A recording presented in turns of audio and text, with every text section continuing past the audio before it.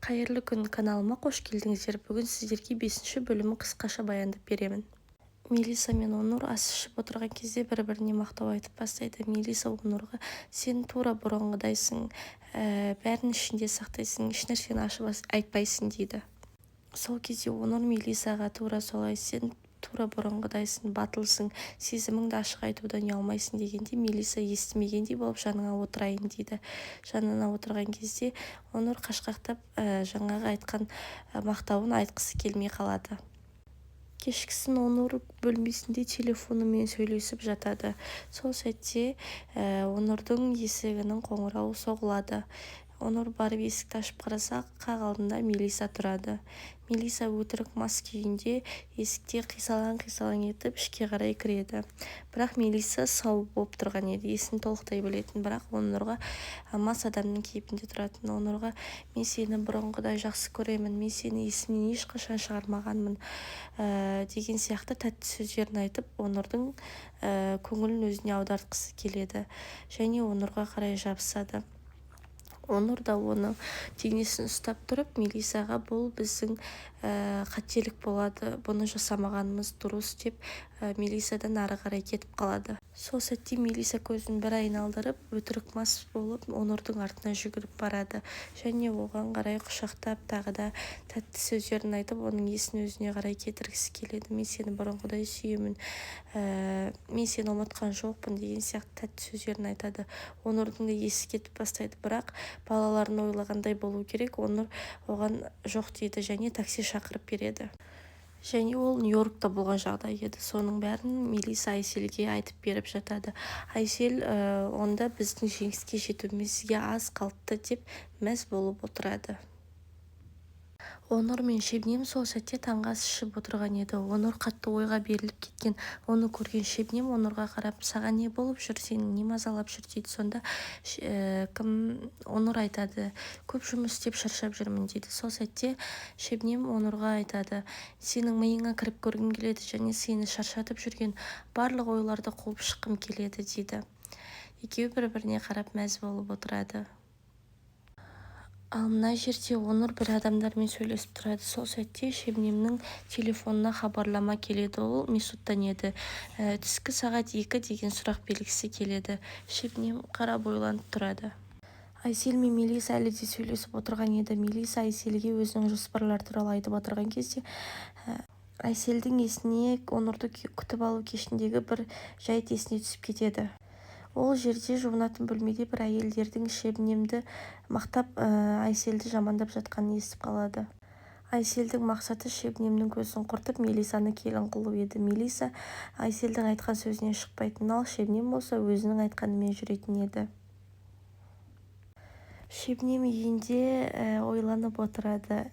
Ол Рафиктің айтқан сөздерін және де Ниязидің айтқан сөздері жайлы ойланып отырған кезде жанына көлік жүргізушісі Туфан келеді.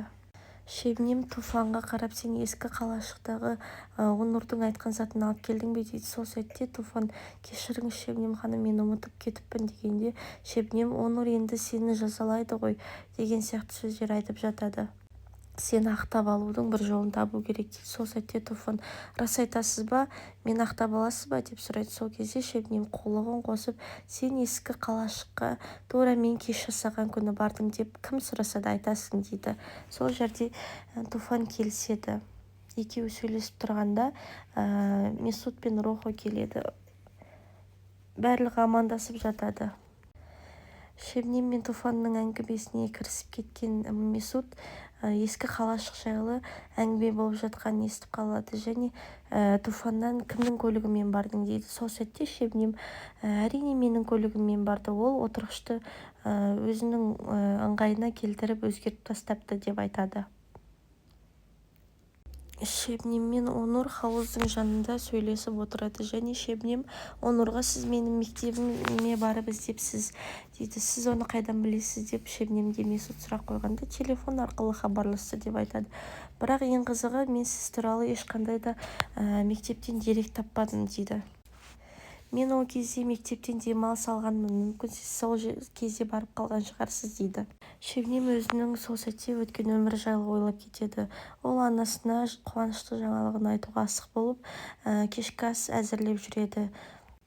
Анасымен қонақ бөлмеге барып, дастархан жасап жатып, анасына айтады: мен мектептен олимпиададан жеңіске жеттім дейді. Сол сәтте анасы Шебнемнен қанша ақша береді екен дейді. Шебнем маған ақшалай бермейді, мені Швейцарияға жарысқа жібереді дейді. Анасы орнынан атып тұрып: сен қайдағыны айтпа, ешқандай да Швейцарияға бармайсың, біз саған банкпыз ба дейді. Әкесі кіріп келеді, әкесіне болған жайтты айтып жатады. Шебнем қатты уайымдап кетеді. Анасы бір тоқтамға келеді: сен ешқайда бармайсың деп айтады.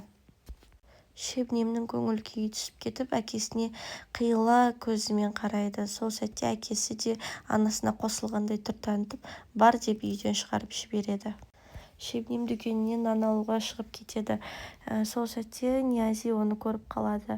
Ниязи Шебнемнің артынан жүгіріп келеді де өзі жылағысы келіп тұрған Шебнемге одан сайын ауыр сөздер айтып тастап жылатып жібереді.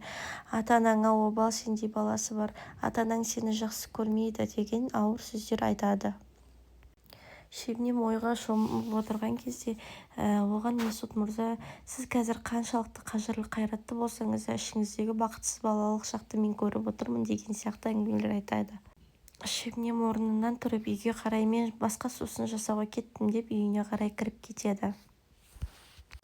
Шебнем сусынын жасап жатқан кезде Месут: мен сіздің көлігіңізге жасырын кірдім және сол жерге көзілдірігімді тастап кеттім, ол туралы сөйлеспейміз бе деп әңгімелер айтып жатады.